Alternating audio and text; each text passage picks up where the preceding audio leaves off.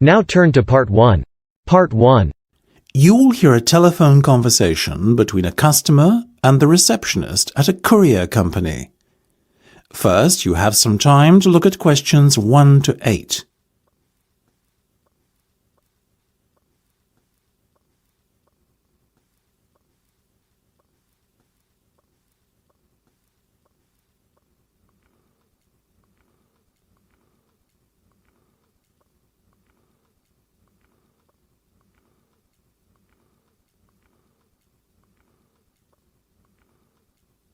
You should answer the questions as you listen, because you will not hear the recording a second time.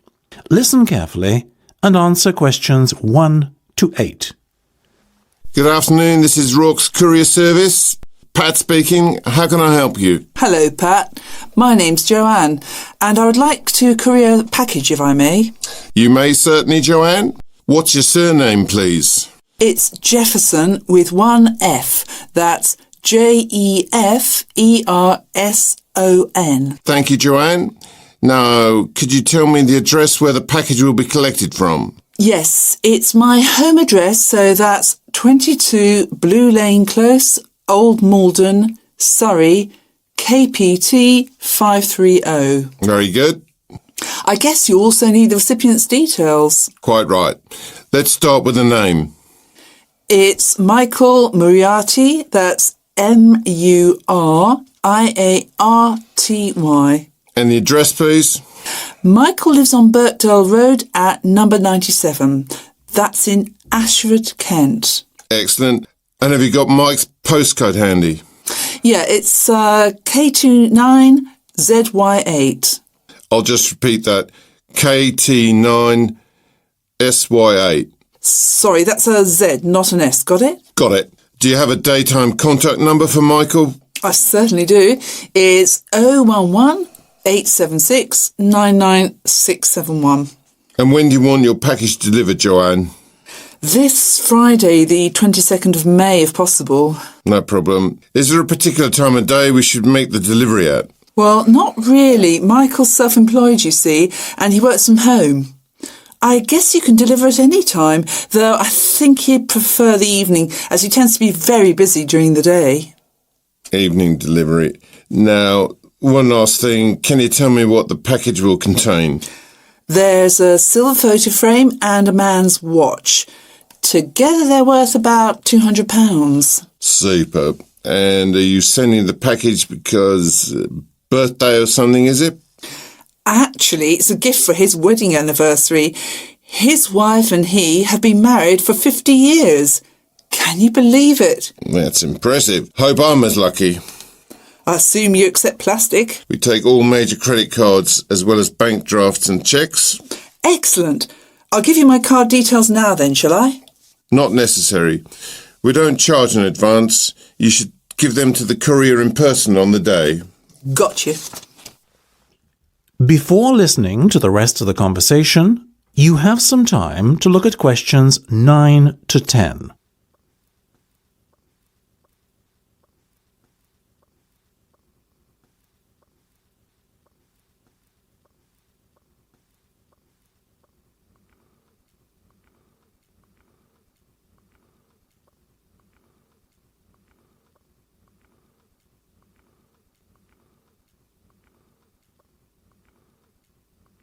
Now listen and answer questions 9 to 10. Now, delivery will cost you £50, but I can recommend something. Of course. If I were you, I'd take out our goods in transit insurance as your package is quite valuable. Isn't that included in the price then? No, you're only covered for theft, but not for accidental loss. Surely you're responsible if the product gets mislaid. Not since the recent change in legislation. Customers are now required to take out an additional insurance to cover this risk. That's ridiculous. So I pay £50 and have to cough up more money if I want to make sure my package doesn't get misplaced. What am I paying you for? I'm sorry, Joanne. I wish I could change the situation, but I can't. How much is this insurance then? £2. Ah, well, why didn't you say so? In that case, I'll take it. Great. Well, that should be everything for the moment, Joanne. We'll give you a call, let you know we're coming. Thank you. Bye-bye. Cheerio then. That is the end of part 1. You have half a minute to check your answers.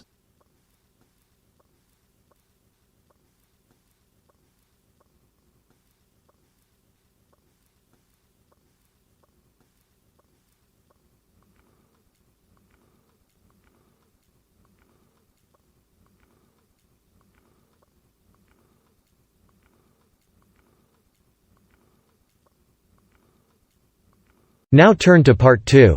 Part 2. You will hear a museum guide talking to her tour group. First, you will have time to look at questions 11 to 15.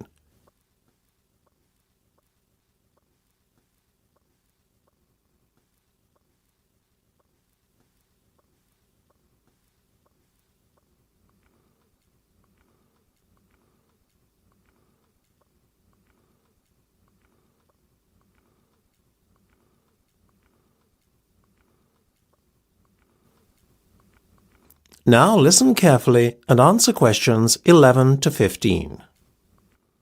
Welcome, everyone. You are standing at the entrance of one of Britain's oldest and most prestigious museums, the National Art Museum. My name is Sarah, and I'll be your guide today. I hope you'll get as much enjoyment out of taking the tour of the museum as I will taking you on it. OK, let's get started then, shall we? Directly in front of you, where you came in, you can see the cafe. We'll have time to stop there for refreshments a little later, but for now we need to pass through it and make our way to the Renaissance Period Hall.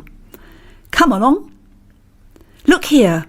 There's a door at the back of the cafe, but we're going through the door on the left for the moment. Follow me. OK, our tour starts here, in the Renaissance Period Hall. But before we look at some of the wonderful works of art which adorn these walls, let's glance at the map of the museum and discuss the itinerary for the rest of the morning. We don't need to go back out through the cafe to get to the Classical Period Exhibition Centre. There's a door right here at the back of the Renaissance Period Hall which leads right through. And that's our next port of call. Then we're going to leave the Classical Period Exhibition Centre, and I'm going to take you back out through a doorway into the main corridor. There's a lovely exhibition of works by London artists dating from as far back as 1500 there. From the corridor, it's off to the information desk to pick up some leaflets for the next section we'll visit, the Albert Gallery. That's here, at the bottom left of the map as you look at it, and the entrance is just opposite the information desk. Behind the information desk, by the way, you'll find the men's and ladies, should anyone need to excuse themselves momentarily. Our last stop takes us back out into the main corridor, through the ticket office and into a very special section which we only have the pleasure of seeing on account of the fact that we're on a guided tour, the Restoration Office. Here we'll be able to see professional restorers at work, delicately repairing centuries-old works of art, some of which are priceless. Before you hear the rest of the discussion, you have some time to look at questions 16 to 20.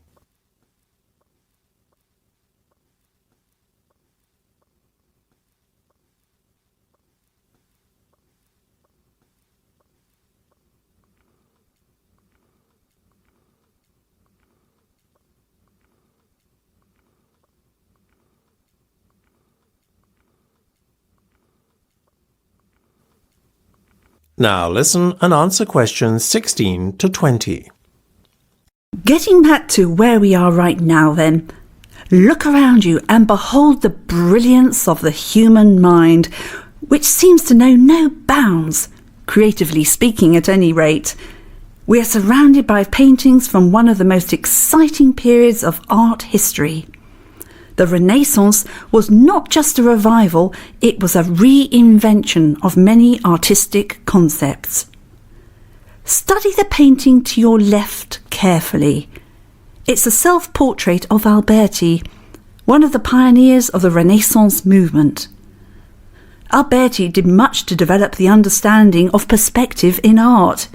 It is no coincidence either that he was also a strong advocate of realism, since a thorough grasp of perspective and the optical considerations of creating a piece of art is a prerequisite for achieving an end result which is an accurate reflection of what the artist is trying to depict, which of course is a core aim of realism. Alberti regarded maths as the common ground of art and science and did much to promote the taking of a scientific approach among his peers. No more for his knowledge of theory than for his creations, Alberti was nonetheless an accomplished artist, sculptor, poet, author and linguist. He and his peers led Europe's awakening from a period of ignorance and intellectual poverty known as the Dark Ages. As a humanist, he advocated a wide, all-encompassing education curriculum which focused as much on culture and morality as it did on traditional fields of learning.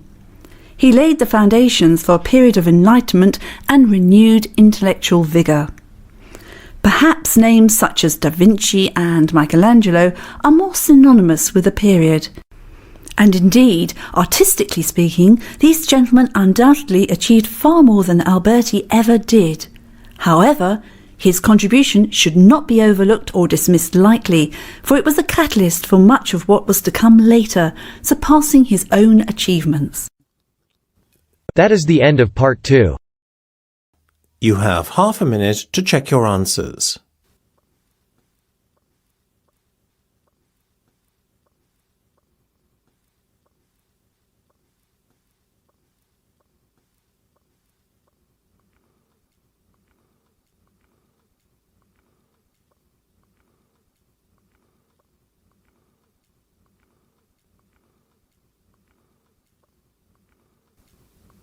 Now turn to part 3. Part 3. You hear a discussion between a couple and a real estate agent.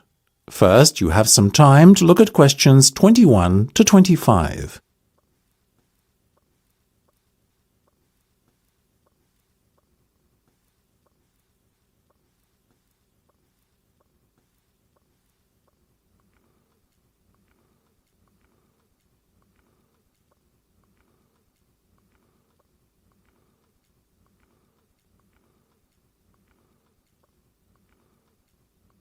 Now listen carefully and answer questions 21 to 25.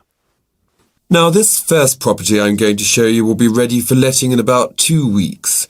It's on the market for £1,500 per calendar month, but the landlord is open to offers.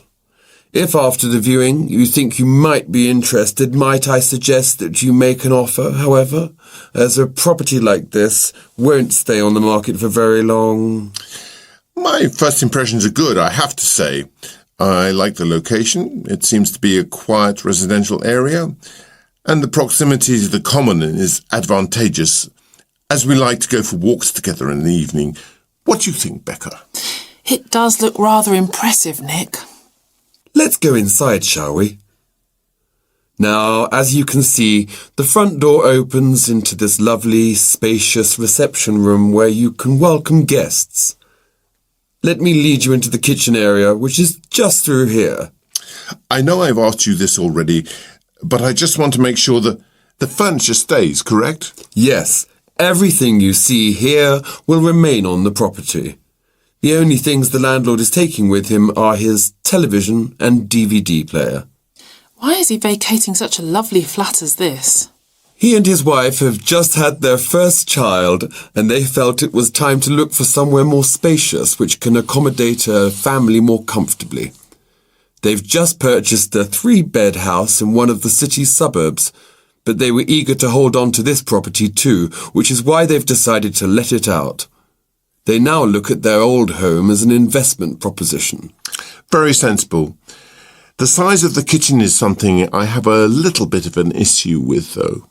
After all, while there are plenty of counters and workspaces, there isn't a kitchen table or anywhere to eat. True, but come through here and you'll find a very generous dining area. Wow, this is roomy. We could definitely entertain here, Nick. Do you mind if we view the bedroom and bathroom next? Of course. This way. Here's the master bedroom. There's a small room off to the side there that could arguably be used as a second bedroom, but I think the lack of space makes it better suited to acting as an office. Your ensuite bathroom is through here. It looks very modern. Has it been recently decorated? Better than that. In fact, the bathroom is completely new. It was only fitted last week. The house has also been given a professional clean and all of the rooms were redecorated after the landlord moved out. Before you hear the rest of the discussion, you have some time to look at questions 26 to 30.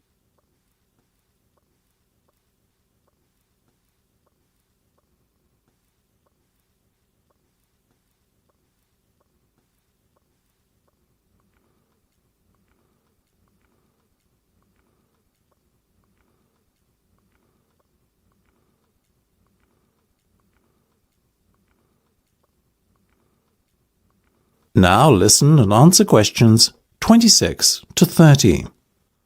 You can probably tell we like it. I'm glad to hear. But now let's get down to business. It's on the market at 1,500, you said, right?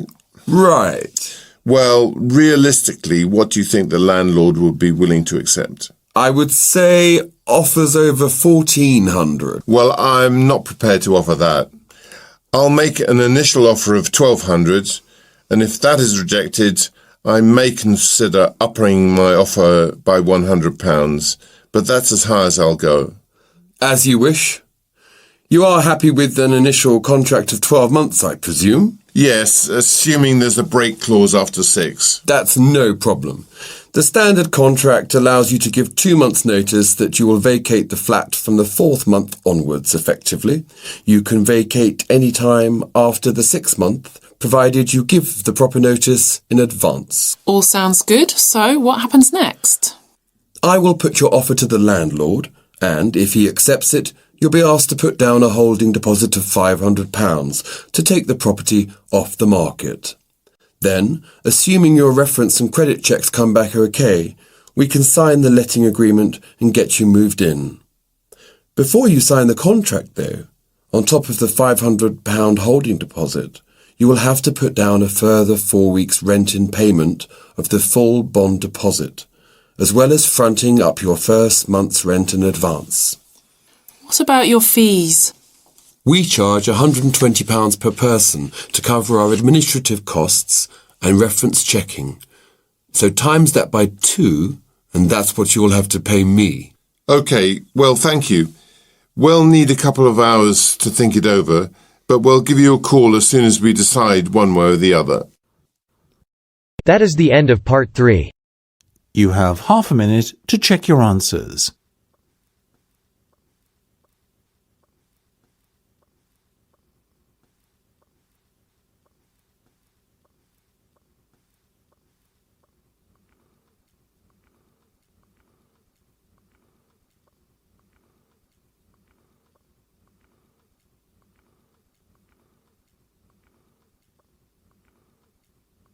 Now turn to part 4. Part 4. You will hear part of a talk about how to attract birds to your garden. First, you have some time to look at questions 31 to 40.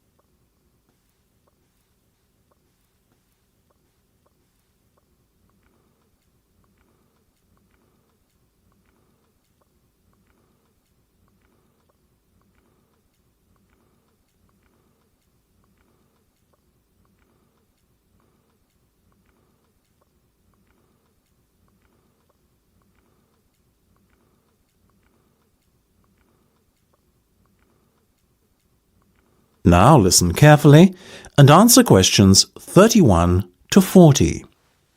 The best way to attract birds to your garden is by satisfying their basic needs, which are the need for water, the need for food, and the need for safety. Birds drink water and bathe in it, and many also use it to make mud to build their nests. A simple bird bath, which can be nothing more complicated than a shallow dish, will therefore attract birds.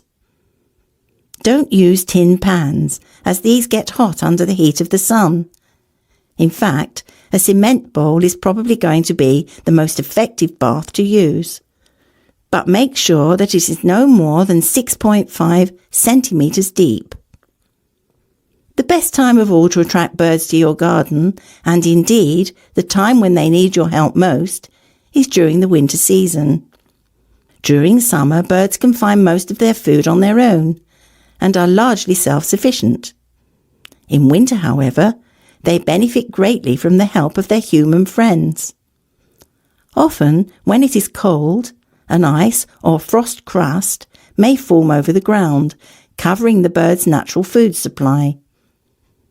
It is when this happens that they really need your help with feeding. It is probably best, though, to start feeding from late autumn onwards.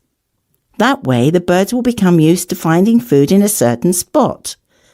So later, after the onset of the winter, they will become a permanent feature in your garden. Put food out at night so that the birds will find it the next morning. And whatever you do, make sure that you make your feeder accessible from a raised landing area only. Otherwise, you will find yourself attracting some unwanted pests such as rodents like mice, and worse still, rats.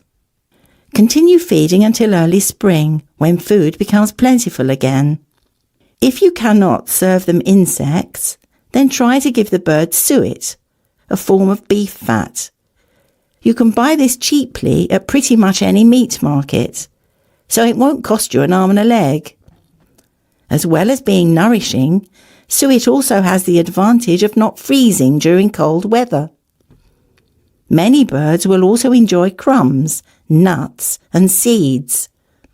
You can even serve them boiled potatoes and hard-boiled eggs, provided these are finely chopped. Other foods you probably have lying around in your store cupboard may also be used. Try feeding them raisins, figs, dried fruit generally, biscuits, boiled rice, and so on as well. If you want to build a birdhouse or nesting box, I would encourage you to proceed by all means. These offer fine protection, especially for the smaller and more vulnerable species. You can buy ready-made nesting boxes and shelves for a very reasonable price these days. Alternatively, if you fancy your hand at doing a little DIY, they are not very difficult to build either. Most birds prefer houses made of rough slabs of wood covered with bark, which to the birds feels quite authentic and natural. If at all possible, try to match your birdhouse to the surroundings as well. So, if you paint your birdhouse, be sure to use a dull grey-green or brown colour. The simplest type of birdhouse to construct yourself consists of a hollow branch nailed to a tree. When you are erecting your birdhouses, be sure to place them a good distance apart from one another. Few bird species enjoy nesting in close proximity to competitors of their own kind. Cleanliness is vitally important too. Your bird nest should be cleaned out yearly to make room for new nesting material to be brought in by their seasonal tenants. Early autumn is the best time to prepare your birdhouse, as the new season's chicks will have hatched and flown the coop, so to speak. Once cleaned, your birdhouses will be ready to welcome their spring visitors once they return to your neighbourhood early the next year. That is the end of part 4. You now have half a minute to check your answers.